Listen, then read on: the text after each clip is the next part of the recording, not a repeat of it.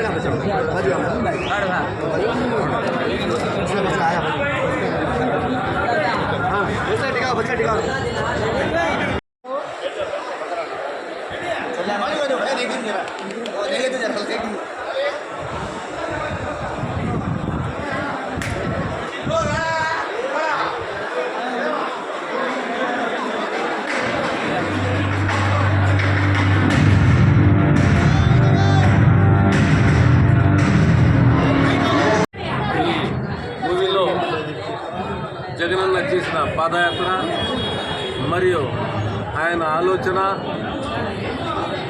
మహానేత వైఎస్ రాజశేఖర రెడ్డి అకాల మరణం తర్వాత ఆయన ఎవరికి లొంగకుండా ఎవరైతే మహానేత చనిపోయిన తర్వాత హార్ట్ అటాక్ వచ్చి చనిపోయినారో ఇంకా వ్యాధిన పడి బారిన పడి చనిపోయినారో వాళ్ళందరికీ ఓదార్పు యాత్రకు నిశ్చయించుకున్న తర్వాత